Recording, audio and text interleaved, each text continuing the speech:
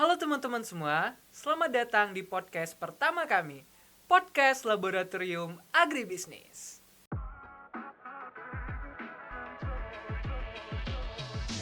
Kami mengundang salah satu BPH Miseta atau Himpunan Mahasiswa Sosial Ekonomi Pertanian Universitas Jambi, yakni Kak Luisa Aprilia.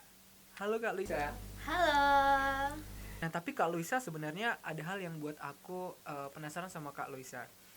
Itu apa sih yang bikin Kak Luisa tuh tertarik buat join di dalam Miseta, atau mungkin ada faktor pendorong atau faktor penentunya gitu yang ngedorong Kak Luisa buat join ke Miseta?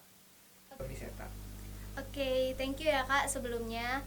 Jadi kalau bisa dibilang tertarik sama Hima Misata sebelumnya aku tuh sangat-sangat tidak ingin aktif ya di dalam Hima. Pengennya tuh dulu kalau kuliah ya udah kuliah pulang. Karena dulu semester 1 aku sama sekali tidak mengikuti kegiatan apapun di Misata tersebut kan. Lalu di semester 2 itu kenapa aku bisa mengikuti kegiatan yang ada di Misata? Aku mengambil kepanitiaan tuh di pekan pengabdian di Miseta tuh. Waktu itu di desa kan Kak. Nah, itu benar-benar pertama kali aku ngikuti organisasi. Oh, ternyata begini ya organisasi di lingkungan kampus itu, ternyata nggak menyeramkan sekali gitu. Nah, ternyata tuh yang aku pikir dari dulu tuh kayak senior, junior, pengurus, anggota biasa. Ternyata tuh enggak sama sekali. Kalau kita udah kenal dan terjunnya langsung ke dalam himpunan, suatu organisasi apapun, kalau misalnya emang kitanya bisa welcomekan diri kepada suatu keorganisasian itu tersebut, pasti kita akan diterima dengan baik dan kita juga bakal bisa lebih nyambung dalam lingkungan tersebut. Jadi kalau misalnya dalam faktor yang menarik itu karena Miseta itu anggota kekeluargaannya sangat-sangat kuat sekali. Jadi karena tertarik joining lewat panitia ya berarti. Betul Kak. Kalau boleh tahu pekan pengabdian waktu itu di mana ya? Waktu itu di desa Oh ya, sorry, nggak usah deh kalau gitu ya. nggak apa-apa. Di mana Kak? Senaning. Oh ya, Senaning enggak? ya di desa ya di desa Senaning. Oh ya, di Senaning. Nggak apa-apa pertanyaan gitu. Oke. Jadi di Senaning ya waktu itu berarti. Di Senaning semester 1 ya. Luisa angkatan berapa sih? Angkatan 2023. Oh, 2023. Iya. Tapi selama joining Hima ini ada nggak momen yang kayak maksudnya tuh nggak terlupakan kayak gitu? Karena kan apa ya? Soalnya di Hima ini kebanyakan perspektif masyarakat ya. Soalnya kayak serem banget nih masuk Hima kayak gitu. Atau aduh isinya cuman full kegiatan itu kayak ngurus tenaga banget. Tapi menurut Kak Luisa nih, ada nggak sih yang momen selama kita joining di Hima itu selama di Miseta ya, terutama di Miseta ya, itu yang momen yang lumayan terkenang banget di hati kayak gitu. Oke, mungkin yang terkenang banget di hati itu waktu saat makrab kepengurusan. Oh, di Miseta ada makrab juga ya? Ada. Di Oke. kepengurusannya ada. Itu di saat kami mengadakan 2 hari makrab, malamnya itu kami makrab dan besoknya itu kami upgrading di kepengurusan. Jadi kami itu sebelumnya tidak mengenal satu sama lain, tapi karena ada makrab ini kami jadi mengenal, kami jadi tahu gitu, walaupun tidak 24 jam dalam berkomunikasi saat itu, tapi kami udah saling mengenal dan saling open lah kalau bahwasannya kami akan bekerja sama dan akan bertanggung jawab dalam 1 tahun ke depan. Oke, berarti itu udah joining dalam Miseta baru makrab ya kayak gitu ya? Oke. Seru juga ya ternyata. Pantes sih kalau misalkan kayak gitu.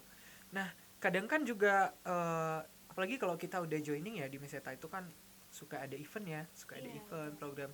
Aku boleh tahu nggak sih kalau dari pengurusan Kak Luisa ini ada nggak yang program yang unik lah, atau maksudnya tuh mention khusus nih ciri khas gitu dari kepengurusan Kak Luisa nih? Cuman mungkin yang ditunggu-tunggu dalam 1 tahun itu ada pengenalan himpunan jurusan atau PHJ, yang dimana kami menyambut para mahasiswa baru untuk tergabung yang dari mana sebelumnya menjadi anggota biasa setelah dilantik dan mengikut pengukuhan anggota maba tersebut sudah menjadi anggota tetap di Miseta. Berarti itu yang kayak berarti tema setiap tahun ya, bisa dibilang tema setiap tahun ya, itu unik juga sih memang sih. Kemarin kan kita sempat ikut juga, cuman kita kan angkatan COVID ya. Jadi kayak aduh gitu. Gak ngerasain ya, Bang? Jadi aduh sepi banget deh kayak gitu. Tapi selama bukan selama kegiatan ya, tapi ini kan ada event khusus ya setiap angkatan kayak gitu. Ada nggak sih momen yang kayak pasti setiap kegiatan ada trial errornya ya, yang kayak kegiatan yang error banget gitu, ada aja perihalnya, tapi semakin diselesaikan, oh itu tuh membangun keluargaan di kepanitiaan kita gitu atau dalam organisasi kita. Ada nggak momen yang kayak gitu? Oke, kayaknya trial error itu setiap saat kegiatan nggak sih, Bang? Of course, pasti itu. Kayaknya ngerasain kita tuh udah membentuk suatu acara tersebut tuh dengan sangat sempurna. Iya benar. Jadi fun fact-nya tuh aku selalu pengen punya rasa sempurna. Iya. Saking kalau udah ada satu kesalahan aku tuh sedih banget. Dengan kejadian yang terakhir itu di PHJ 2024 itu yang di bulan semester kemarin, itu karena agak sedikit chaos sedikit di akhir acara tersebut, cuma bisa dapat terselesaikan dengan baik karena suatu kendala teknis. Karena itu tidak yang kami harapkan. Jadi tuh saking chaosnya tuh jadinya panitia kocar kacir, pengurus kocar kacir, tapi ya semuanya sudah terselesaikan dengan baik.